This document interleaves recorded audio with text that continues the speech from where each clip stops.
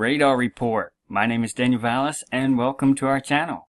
We've been super busy this past week. We've been doing so much and sometimes I feel like I'm trying to ride 3 or 4 different horses at the same time. We have multiple ministry projects going on right now and different focuses, and so it's been very busy. I definitely need prayer for strength and wisdom. It's very tiring, but at the same time it's been amazing to see how the Lord works all these different horses, these different projects all at the same time, working them together. We have the Informed Christians ministry that we've been working on, and then the clinic ministry that we've been working on, and then the resources, which is also a whole nother project that ties in with all these. When we see the time where we are right now, the action and how the Lord ties it together with other things, it really is incredible to see what the Lord is doing at this time of urgency, even though it's very busy. And I hope you've been checking out the timeline. We've been updating it a little bit. And even when I'm busy with the other projects, we do try to update at least the timeline about every other day. So definitely always check that out. Even when we don't have time to make a video, we do try to update the timeline and keep that as up to date as possible. And this is what we always need to do. Look at a timeline, review what have we seen, what is going on right now, and then still what's in the future, telling us about this time, where we are right now. Because so much has happened that we have seen. We have seen the star, we have seen the celestial signs, we've seen so much, but we also see the Lord working right now, today, and then we also see significant things in the days ahead even, that tie with what we see now and what we have seen recently. When we zoom in on where we are right now, recently we saw what appears to be the end of the Revelation 12 sign, just rehearsing the particulars that we know of from Scripture that relate to the sign of the Son of Man. And we noted how the story was ending with Simeon blessing Jesus when he was brought to be dedicated at the temple, how thou hast prepared before the face of all people a light to lighten the Gentiles. And Simeon also referred to him as a sign too. And so we were left with this, on top of the sign that we had seen, the celestial sign telling the story of our Redeemer, our Ransomer, the one who has made atonement for us. We've seen all that story on top of all the rare celestial signs that we've seen. And then with the Jupiter and Venus conjunction going on, still pointing to that sign. And again, the Jupiter is still seen in Virgo right now. If you wake up early in the morning right before dawn, you'll see Jupiter still right at the feet of Virgo. So even now, today, we can still go outside, we can look up, we can lift up our heads, we can see in the heavens this story still reminding us about what we've just seen. The story, our Redeemer, and this is what we've been told to do. Look up, lift up your heads, for your redemption draweth nigh.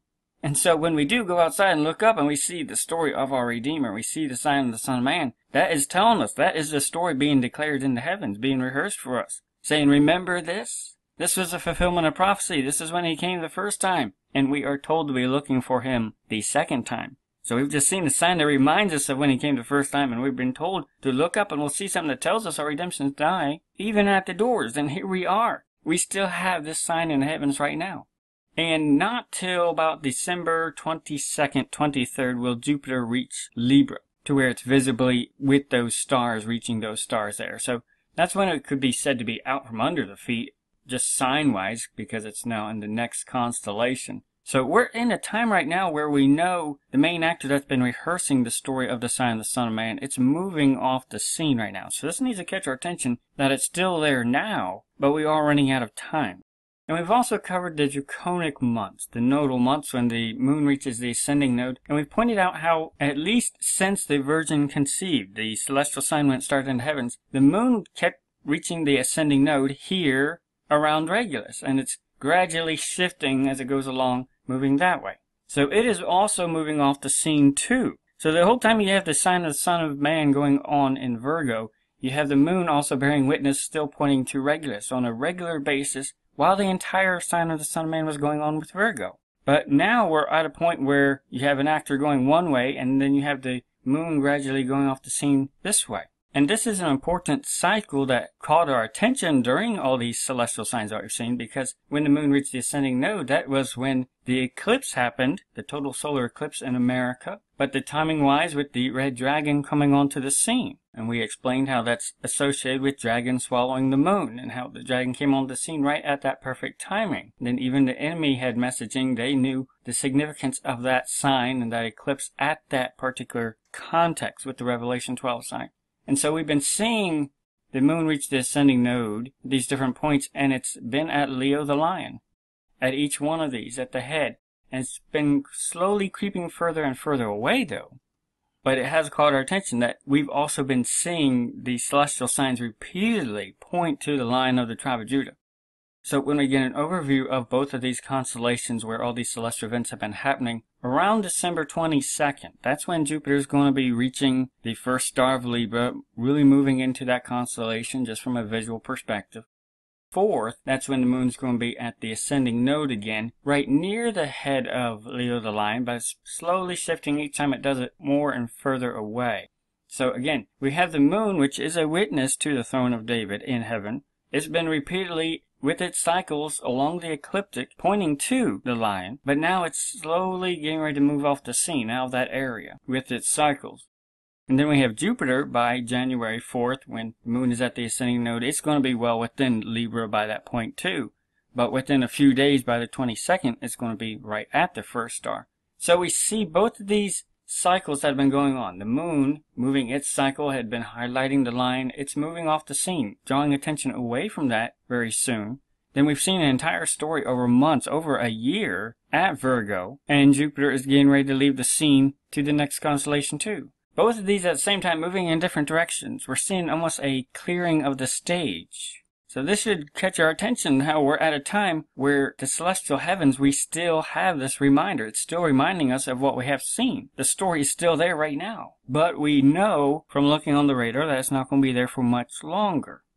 Approximately around December 22nd, 23rd, that's when Jupiter will reach Libra, around there. So there's a time frame where it's still here, but we know it's about to go off the scene.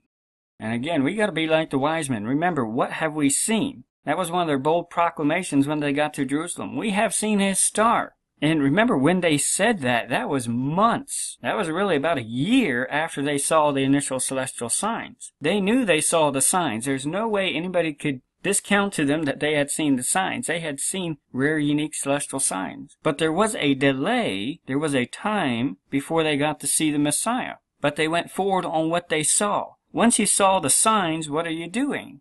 This is the question we need to be asking ourselves. Are we like the wise men, saying, yes, we have seen the signs. Now what? Are we rising up? Are we trimming our lamps? Are we going forward to meet our King, to meet our bridegroom? What are we doing now that we have seen celestial signs? And now that we can still go outside, look up, lift up our heads, and still see the same sign reminding us of what we have seen. Just like the wise men, when they came to Bethlehem, they saw the sign again. The same star that they saw before, they saw it again over Bethlehem. They were excited because, hey, we've seen this before. This reminds us of what we've seen. Same for us. We can go outside and say, hey, this reminds us of what we have seen, what we're seeing now, what the Lord is working in our lives right now. We can go forward in faith because we have seen the star. And we have reminders in heaven still reminding us about it. And again, we're at an incredible time after the sign that we've seen with the Revelation 12 sign, reminding us of powerful pictures there and why he came the first time. We're looking for him to come the second time. But we're also at a time that reminds us of when the sign started a year ago, because we're right on the threshold of a 1-year anniversary of when the Revelation 12 sign started, when it would approximately start a normal 42-week pregnancy to September 23rd. A year ago, that would have been about December 3rd. But we also talked about how really around December 16th, 17th last year, that would approximately start a virgin's 40-week pregnancy. The length of a pregnancy is different when a man is not involved there. But you also remember around December 16th, 17th, that is when Jupiter visually was entering Virgo's celestial side in the constellation too. So they even fit a pattern of a virgin's 40-week pregnancy.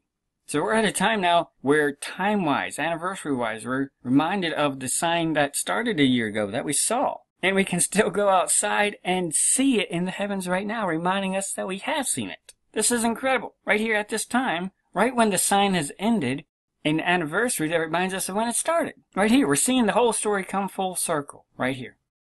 Now when we zoom out a bit, one thing I added to the timeline down at the bottom is the medical mission's recent timeline. And I felt compelled to put this on there because, again, this goes back to what have we seen? We have seen celestial signs. We've seen so many things. We see them in the heavens even now. But then we need to look into our own lives, just like the wise men. We need to look and say, what is the Lord doing in our life right now? Yes, he's doing things in the heavens. What is he doing in our life right now? The wise men went forward to worship him because he was real in their life. Same for us. When we observe the Lord working in our life, in addition to the celestial signs that we have seen and the prophetic signs and things in the news, we know this is an important time. And so just with all the little things that I've seen with the Lord doing, and the big things really, I put it on the timeline just to see what is the timing of how the Lord's been working. And as I put it on there, reminded of how important this time is.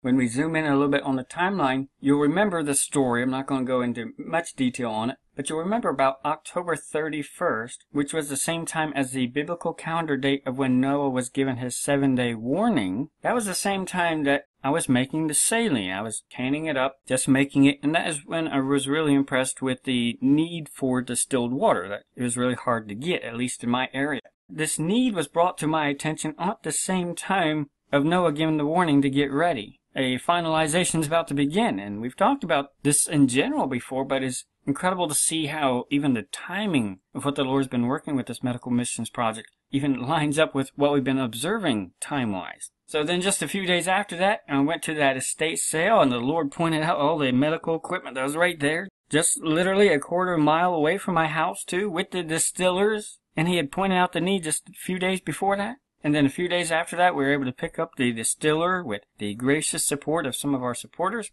And we started sharing with you all what the Lord was doing. And a few days after that, we were able to pick up the gurneys. We were able to purchase that tent with your help too and set that up. A whole nother patient prep area right there. A few days after that, we were able to finish up the sidewalks. The Lord was working all this out, putting it right in front of our path, making so much happen, and also highlighting the need so that around the 14th was when I started the book, started realizing there's a lot of information we need to compile into a whole nother book here. But at the same day that I did that was when the news came out about the saline bag shortages. And to see that news after I started the book on the same day, that really caught my attention. The Lord is emphasizing this subject was very important, and the work he was doing and bringing things together. It's very important what the Lord is doing right now. And you remember the saline shortage was caused by, when we look on the timeline, when we zoom all the way back out to when the Hurricane Maria happened at Puerto Rico, which was just a few days before September 23rd. The news that came out at the same time that I was writing the book and starting the book was going back to the events that started with the celestial events at the same time as the hurricane events, that very busy time over there. When we zoom in on it, you'll remember there was Hurricane Maria, which is Mary, hit the Virgin Islands and Puerto Rico. At the same time, there was Hurricane Lee, which is Latin for lion, going on. At the same time that Hurricane Jose, Joseph, was still going on. So you had Mary and Joseph and the lion all concurrently going on at the same time. That caught a lot of people's attention. The enemy knows what time it is, and they were also pointing out the dragon falling at that time too. They know what time it is. They know the importance of the celestial time and the events going on. These hurricanes don't name themselves. The enemy knows what time it is. But it caught my attention how the Lord was pointing back and reminding me particularly of the events that we saw down on an earthly level, then also the celestial events that we saw too, especially with the Lion of the tribe of Judah. The rare celestial events that happened right there with the birthing that was going on a few hours after that. So many things calling our attention to it. And the Lord keeps bringing it up and emphasizing this is the focus that he wants me to have at this time. And then a few hours after that, I put out the video where we're introducing our book project. And it's interesting, the medic, one who has been working closely with us with a lot of the material, the Lord worked in his life and his friend's life at that time to encourage him to write a letter of if he could be a help to our ministry with this particular need and this subject. But I did not get the letter till about the 20th. So I contacted him and we got to work right away. We hit the ground running for sure. And very quickly the book reached 41 pages. And you remember the video we put out, I let you know it was 41 pages at that time. And the Lord's been giving a lot of wisdom and instruction about what to put in the booklet. And we're going to talk about the medical missions more in our next video. We have a whole update just for that. But it's been incredible to see how the Lord has brought a lot of things together right at the right time. Equipment, needs, and then also expertise to provide feedback and review it. We were able to do a review tours of the clinic with them and several others to get some incredible feedback. Got a whole volume of notes from it all too, and now the booklet's up to 56 pages. So we're close to finishing, but we've been getting a lot of information put into it. But it's incredible to see how the Lord has brought so many things together with this project concurrently to the celestial signs that we have seen.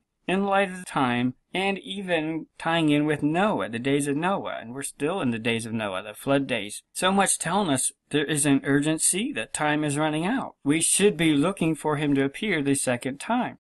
And so when we look at where we are right now, beginning of December, we're at a time of anniversaries, reminding us of what we have seen. We also have the reminders that we can still see, reminding us of what we have seen. We see the Lord working in our lives even now, too, just like he was working in the wise men's lives, showing them celestial signs even at the very end. We still see celestial signs, but we still see the Lord working in our life now, too. We've seen so much that has brought us to this point, how the Lord is taking us by the hand, leading us to this point where we are right now. And on the horizon, we see very significant reminders that relate to his first coming, but also to his second coming.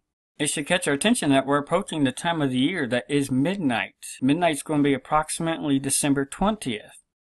And this relates to the celestial clock and the biblical celestial calendar of how there's 12 months, but there's 6 months that are sunnier, so you could consider them the day portion of the year. It's when the sun is shining the longest.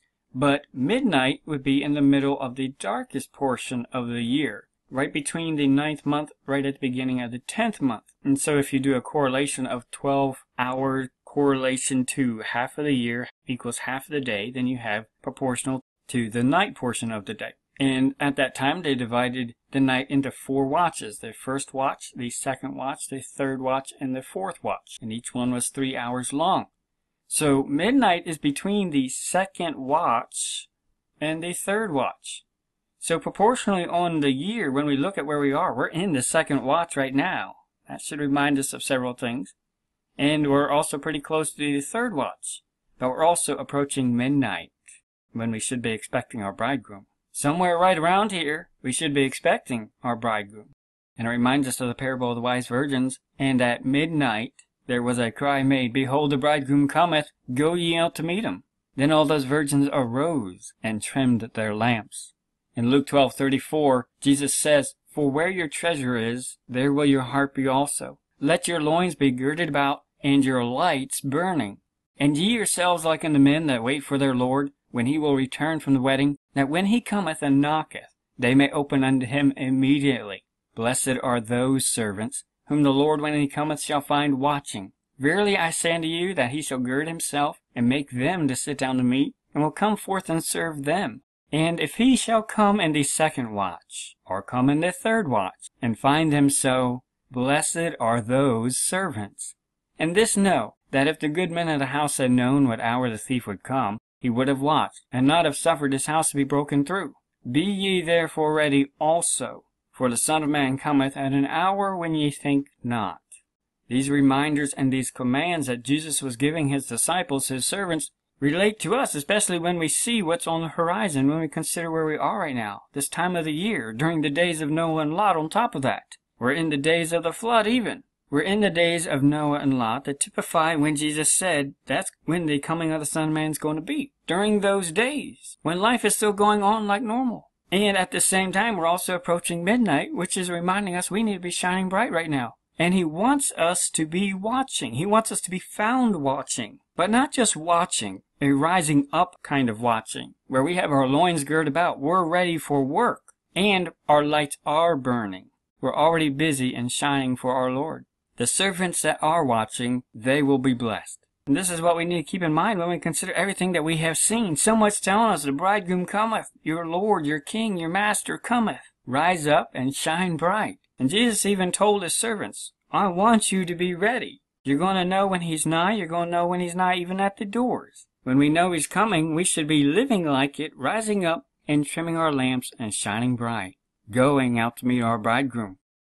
So on top of everything coming together with the celestial events we have seen and are seeing, and seeing the Lord work in our life right now, and approaching the midnight hour and reminders of what Christ said when he's coming again, on top of that, we see the Feast of Dedication, Hanukkah, in the days ahead. Reminders to check our oil and to shine bright on top of that. So many things about when Jesus said we should be looking for him, when we should be watching for him around this midnight hour, the second watch, the third watch, on either side of that, we're at a time with so much coming together that Jesus himself specifically mentioned ties to our expectation of him coming again, coming the second time. And we've just seen a pretty good rehearsal of him coming the first time.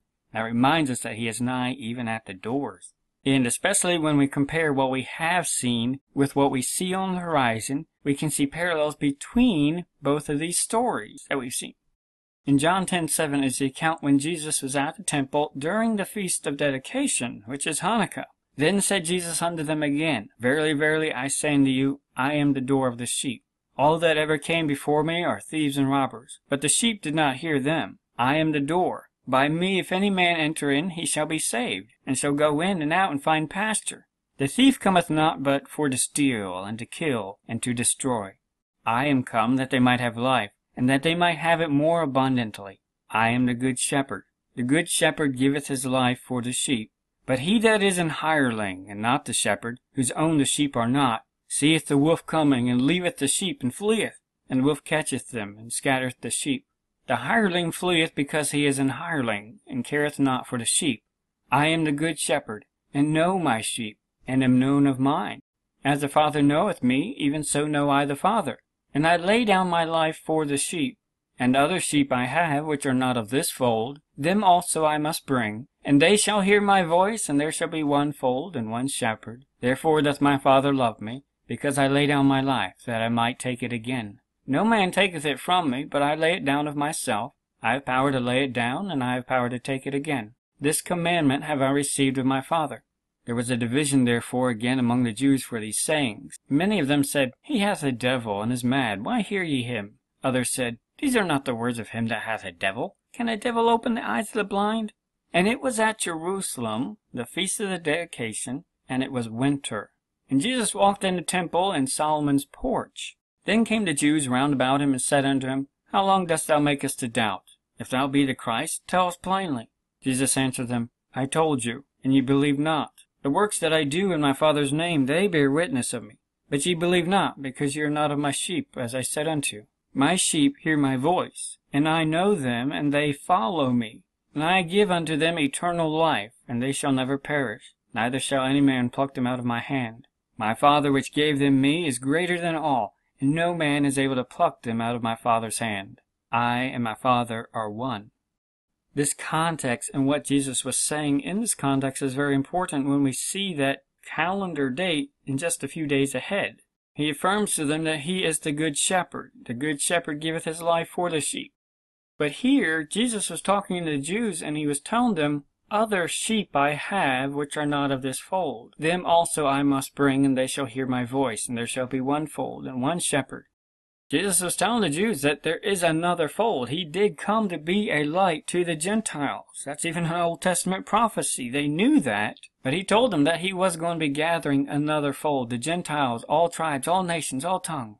This should catch our attention because it reminds us of the Revelation 12 sign which we just recently rehearsed, particularly when Jesus was at the temple, where Simeon declared him to be a light to the Gentiles. And here Jesus is back in the same temple, telling them that he came to gather the Gentiles, the other fold. The Bible tells us, makes it clear, this was at Jerusalem, the Feast of Dedication, and it was winter. So there's absolutely no doubt about when he's making this statement, talking about the other fold, the Gentiles that he came to gather. It was the Feast of Dedication, which is Hanukkah, the rededication of the temple, and it was during winter time, general winter time. And the Bible even tells us exactly where he was walking. Jesus was walking in the temple in Solomon's porch. So we know what time of year it was. We also know what was being commemorated. And we also see Jesus there at the temple at those commemorations. So he was giving a nod to it, even though it wasn't a biblically prescribed event. He still gave a nod and acknowledged it. And where he's making this statement was in Solomon's porch, which is in the court of the Gentiles. And here is where he's talking about this other fold, which was the Gentiles that he came to gather.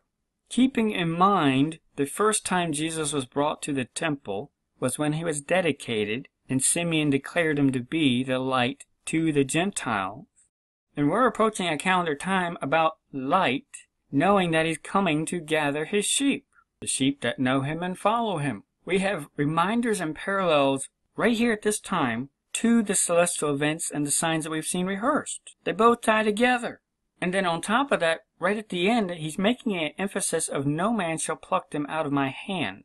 And repeats that word pluck twice, which catches our attention because the word pluck there is harpazo, to seize, to catch. So here in this context, he's talking about another fold that he must bring. He's going to gather this other fold, and this is even why he came. He came to be a light to the Gentiles. And at the end of his conversation, he's emphasizing pluck. When he grabs, when he catches away what is his. He is going to gather his sheep. He is going to gather them into his hand. So many powerful pictures that Jesus himself, from his own lips, even tied to this time, this context, and made sure we understood when it was taking place at. The pictures that happened in this context, where it was taking place at. So much that catches our attention when we consider everything that we have seen, what we see going on right now. Everything that's been building toward this midnight hour, a time that has an emphasis on lights.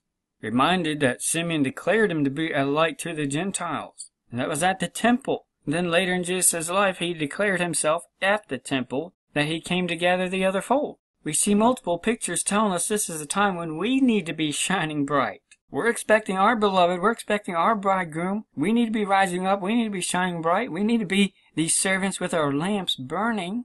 We have the historical commemorations with Hanukkah, the dedication of the temple, with the candles, with the lights, with the lamps that remind us of lights and shining bright. We can look up, we can lift up our heads, and at this time of year too, about midnight, Pleiades, the 7 stars, is right overhead, which in turn reminds us of all of our studies of the 7 churches that were in Asia Minor, that were even very close to the shape of the Pleiades, the 7 churches. The picture is used even in the book of Revelation. We see multiple reminders right now about lights connected to the church, the gathering of the other fold. This is even Revelation, how Jesus himself said the lampstands represent the churches, the gatherings of the different believers. A lampstand is a collection of lamps. It's an assembly. And here we are at a time of the year when we can look up into the heavens, we could see celestial reminders about the sign of the Son of Man who came to be a light to the Gentiles. We can look up into the heavens, we could see reminders of the 7 churches. We could be reminded of what Jesus said to the churches, of how we should be living and shining bright, knowing he's returning. We see even earthly reminders of lampstands and shining bright during the Feast of Dedication, when Jesus was bringing emphasis that he was a light to the Gentiles and he was coming to gather the other fold. We have multiple reminders that he's coming quickly, that we need to be shining bright for him. And Jesus wants to find his servants shining bright. Let your light so shine before men that they may see your good works and glorify your Father which is in heaven. This is how Christ wants to find his servants when he returns. He wants to return seeing faith evident in our life, living as though we expect him to return, living to bring glory to our Father, the one who has adopted us, like the wise men, living to worship him. That's why we seek him. That's why we are looking for him, to worship him with our heart and with our life. And we read in every single letter to the 7 churches in the book of Revelation, which were likened to lampstands. He always emphasized, I know thy works. Christ is watching us even now, and he gives the warning, I am coming quickly. He wants to find us with our loins girded about. He wants to find us with our lamps burning. And when we know he's nigh even at the doors, and we're in the 2nd watch and the 3rd watch approaching midnight, we need to be making ourselves ready, expecting him to show up. He wants to find us ready with our lamps burning, shining bright, bringing glory to him. We look for him to appear the 2nd time, the one who came to be the light to the Gentiles, and our life should be living so that light is seen in our life even now. Definitely download our Be Ye Ready booklet. Link in the description box. Just rehearse many of the guidelines and instructions and commandments that Jesus gave his disciples about how we can be ready when we know he's nigh even at the doors. And there we also have an overview sheet of the letters to the 7 churches. There were things that he wanted the churches to address, knowing he was coming quickly. And so when we're at a time when we have so many reminders coming together about it, we need to review and rehearse and make sure we are trimming our lamps so we can shine the brightest. Every single letter to the churches also included the exhortation, He that hath an ear, let him hear what the Spirit saith unto the churches. We are at a time where we have seen celestial signs. We've seen some incredible, rare, unique celestial signs. And just like the wise men, we can say we have seen them. They are in the past, the recent past. We have things going on right now, but largely we have seen. We have heard. We have heard trumpet calls telling us the bridegroom cometh. The question for us is, what are we doing when we hear it? Are we acting on it? Are we living as though we have heard it, that we have seen these signs, that we know what time it is? That's the exhortation. If you have an ear, you will hear and you will listen and you will act on, knowing that he is nigh even at the doors, that he's coming quickly. And we will trim whatever is in our life that needs to be cast off or trimmed off. We will put on the armor of light that we need to. We will do what He wants us to do so that we will be found shining bright. We are in the second watch right now. We're approaching the midnight hour, and the third watch is right over that. We're at a high time when we should be expecting our Lord to show up. Are we going to be found the wise servants? Are we going to be found the blessed servants because we were living as though our Lord is showing up? Are we rising up? Are we shining bright? There is a promised reward. Blessed are those servants who are watching and who are living with their life shining bright, knowing He is coming. Let us diligently seek the Lord in our walk right now with our prayer life and God's Word, spending time with God. Let's be going out to meet Him. Let's be praying always, making sure our prayer life and our fellowship is right with God. Let's be shining bright, knowing what time it is. We are in the days of Noah and Lot. We've heard the warnings about peace and safety. We know sudden destruction's coming. And this is the warning that Jesus said. It's coming just like in the days of Noah and Lot. Life's going on like normal. The coming of the Son of Man is going to be during those days, but sudden destruction is coming right after that. We're at a time of reminders of judgment, but also promises and rewards if we listen, if we obey. We have seen so much. We have heard so much. What are we doing? Are we rising up? Are we shining bright? Are we having an ear to hear what the Spirit said to the churches? Are we studying God's Word? Are we reviewing what Jesus said to His servants, knowing He was about to return? If you haven't yet, definitely watch our video, The Letters to the 7 Churches. These were written to the believers to let them know there are things that we need to address in our life before He returns, knowing He's coming quickly. And they are the things that will determine whether we are found with our lamps burning or not. And He is watching us and observing us even now, and He wants us to be shining bright. He wants to reward us. He wants to bless us. He is coming to gather His sheep, those that hear His voice, those that follow Him. It is coming the time for the redemption of the purchased possession. When He came the first time, He purchased it. He paid the ransom. He atoned it. We are awaiting the redemption. We are awaiting the pickup of the purchased possession to be taken to where He is. So many things reminding us to be expecting the Good Shepherd. Let us be the sheep that hear our shepherd's voice. Let us be the sheep that follow and obey. We have seen so much. We have heard so much. Let's rise up. Let's go forward, seeking the King, seeking to worship Him. We have heard the trumpet calls at midnight, telling us the bridegroom cometh. Go ye out to meet Him. So let's rise up. Let's shine bright. Let's cast off the works of darkness. Let's put on the armor of light. And let's be found with our lamps burning as we draw nigh to our Redeemer, Jesus Christ, and we love Him and we serve Him first and highest above all else. Maranatha.